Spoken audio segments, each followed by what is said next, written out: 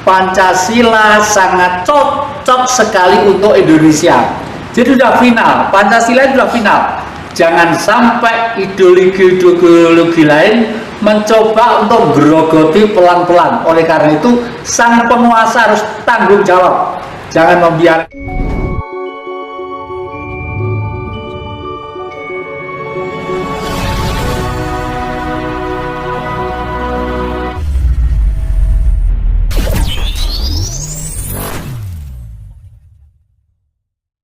Ya, terima kasih sahabat YouTuber, khususnya keluarga besar Puri Agung Jatikusumo dari Sabang sampai Merauke, bahkan sahabat kami yang di Johor, yang di Jepang, yang di Kalimantan, Palangkaraya, dan lain sebagainya, termasuk di Aceh. Setiap pagi yang komunikasi. Halo Mas. Hari ini kita akan berbincang-bincang masalah yang akhir-akhir ini dibutuhkan negeri kita. Negeri kita butuh suatu pedoman atau suatu pandangan tentang negeri ini supaya mempunyai satu khayalan gambaran. Oleh karena itu akhir-akhir ini di Singosari kita proklamirkan sistem atau gambaran yang namanya Republik Pancasila. Nah, sekali lagi, Republik Pancasila. Tidak ada ketua umumnya, tidak ada sekneknya, tidak ada dirjennya, tidak ada sama sekali. Yang memimpin adalah diri kita masing-masing. Karena itulah yang dituntut negara Pancasila saat ini. Nah, nun sewu, saya sekarang akan bertanya dengan sahabat saya, Pak Wid. Bagaimana Pak Wid, kalau kita kok akhir-akhir ini bicara tentang Pancasila, menurut pandangan penjenengan yang sudah berpuluh-puluh tahun di negara barat itu, bagaimana dengan Pancasila ini? Betul sekali.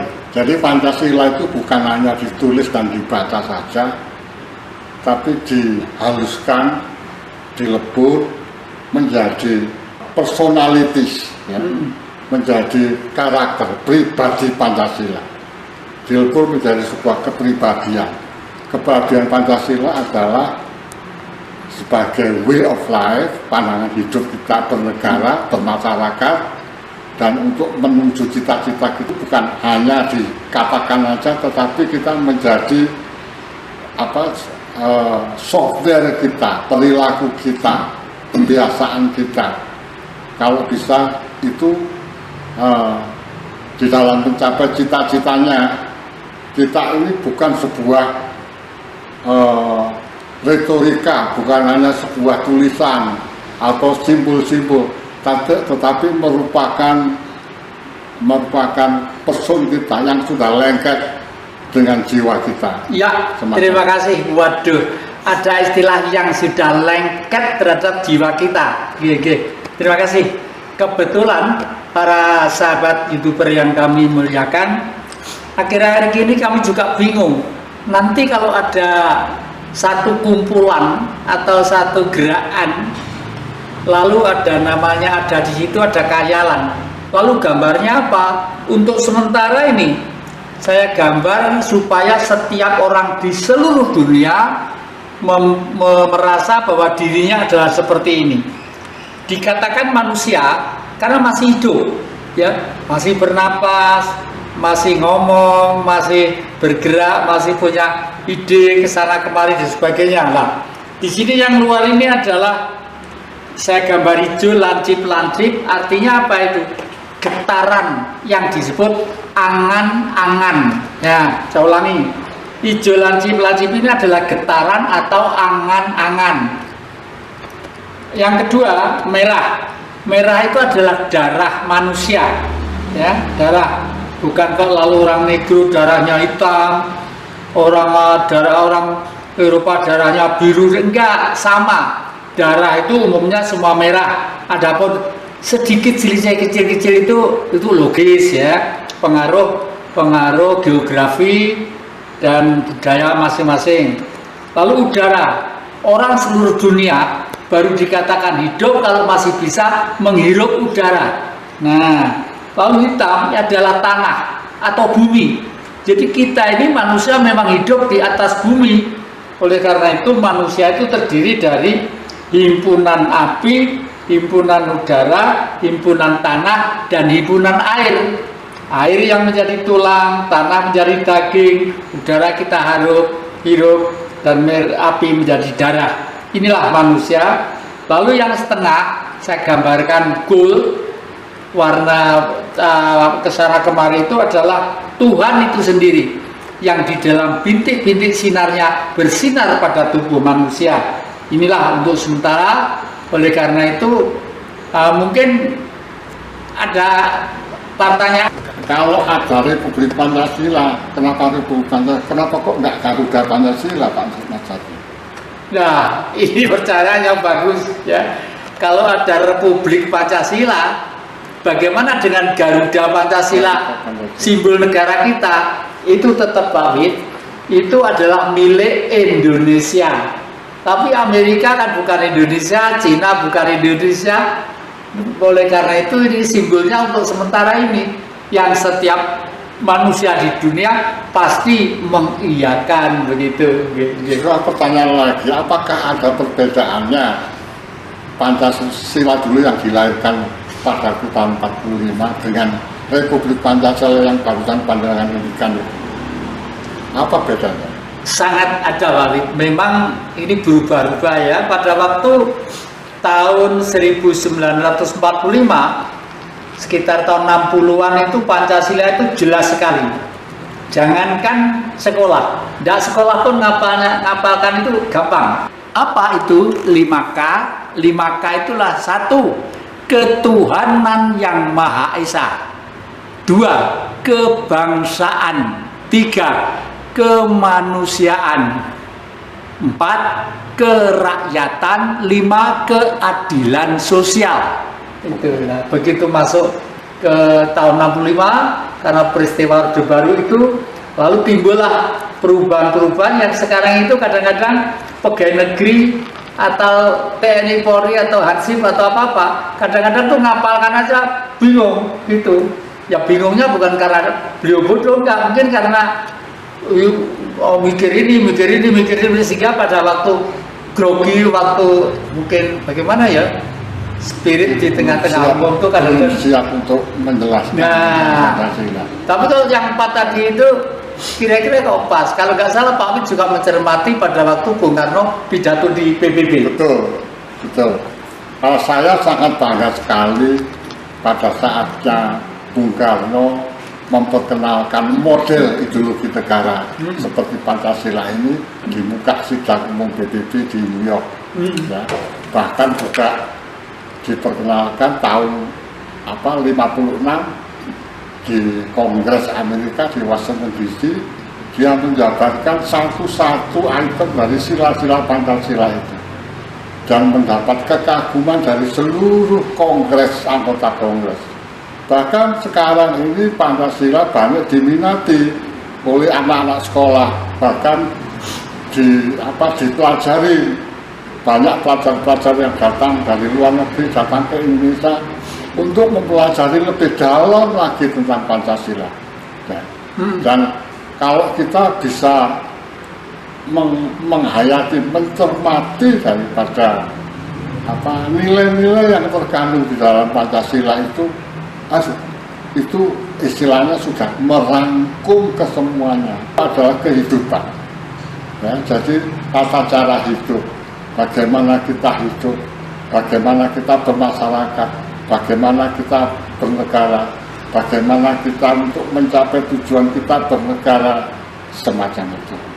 Memang Pancasila itu yang terlahir tahun 45 sedikit beda dengan apa yang diketahui oleh bangsa-bangsa lain. Ya.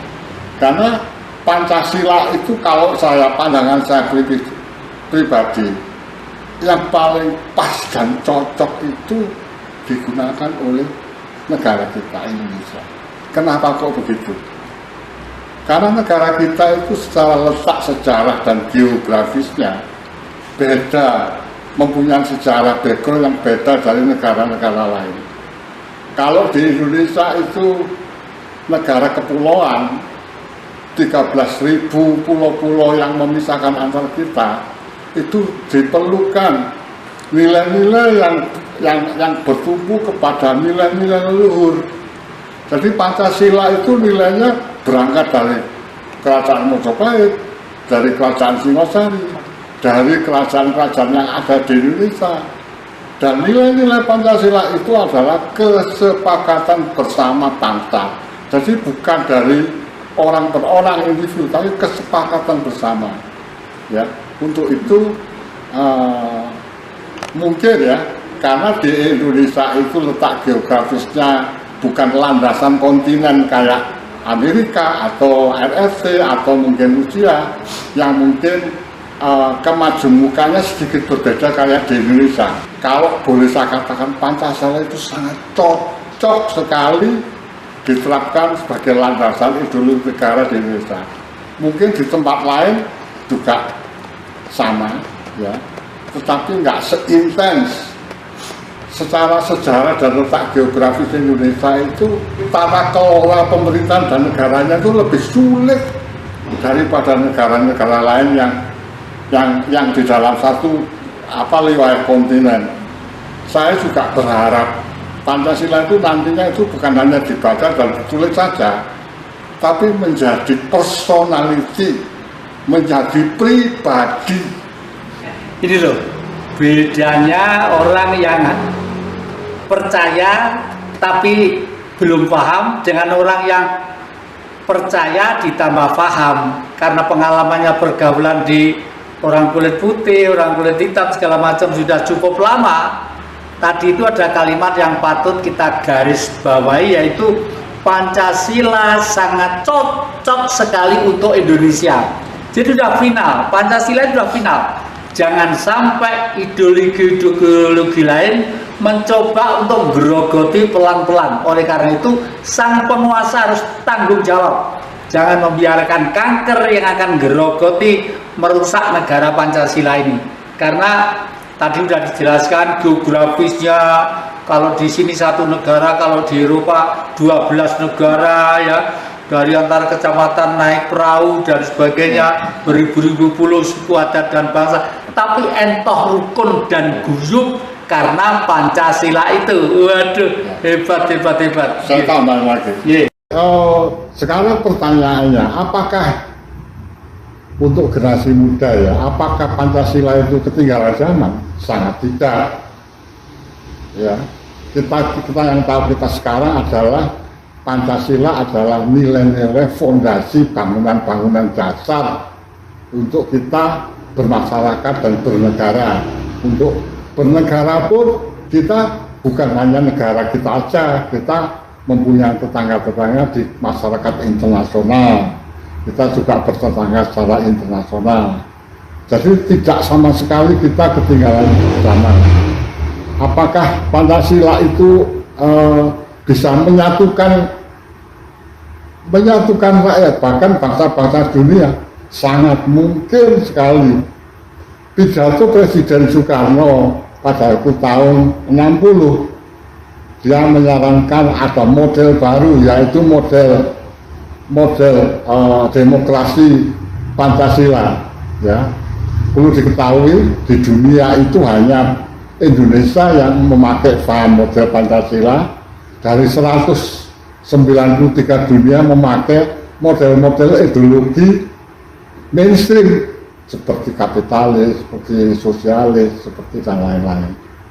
Nah, dari situ memperkenalkan model seperti ini mendapat sangat perhatian sekali oleh negara-negara yang sekarang mungkin dalam kondisi dieksploitasi, atau karena banyak kekuasaan yang kuat itu masih menyerang dan memanipulatif negara-negara yang miskin. Terima kasih Pak Wid, hebat sekali. Dan itu yang diceritakan saudara saya Mas John Widodo itu bukan retorika dan khayalan, realita. Kok kebetulan akhir-akhir ini saya kira-kira 4 hari yang lalu ikut upacara para pini sepuh mengadakan upacara di Pendopo Kawudanan Singosari. Di sana ternyata tersimpan dan sekarang ditaruh di depan pendopo linggayoni yang gede banget. Kira-kira lebarnya itu satu depannya manusia dewasa, tingginya itu 2 meter. Linggayoni, simbol ibu dan bapak, ada di Singosari. Kalau begitu cerita kakek tentang misteri Gunung Arjuna, dan Gunung Arjuna itu loh embrio peradaban manusia disebar seluruh dunia, benar adanya. Ditambah lagi kerajaan yang pertama Dworopolo II ada di sana. Oleh karena itu saya imbau saudara-saudara saya yang ada di luar negeri, jangan tergesa-gesa ganti alam sana sebelum menjenguk bumi Singosari. Kita ceritakan ya. Jadi di sana ada linggayoni, tinggalan leluhur kita yang menurut batunya kalau nggak salah ini nanti Purbakala yang bisa menentukan.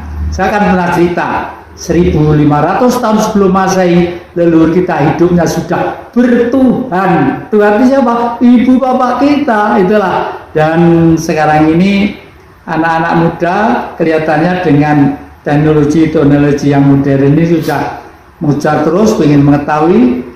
Tapi awas, jangan sampai yang 90% itu belajar di depan viral teknologi modern, tapi yang 10% lupa sebagai manusia. Bagaimanapun sampai abad kapanpun, manusia tetap manusia yang mempunyai rasa, cita, karsa yang macam-macam dan bercorak ragam. Nah, saya pikir saat ini dulu. Dan para sahabat Puri Agung Jatikusumo, Anda nanti akan kita ceritakan tentang kebesaran Mojopahit minggu yang akan datang. Kenapa kok Mojopahit itu bisa berkuasa sekitar 341 tahun? Ini nanti ada alasannya dan ini ada buktinya masih berserakan di mana-mana. Dan saat ini untuk menggayung perasaan manusia di dunia, sementara kakek membuat yang namanya Republik Pancasila. Terima kasih. Sampai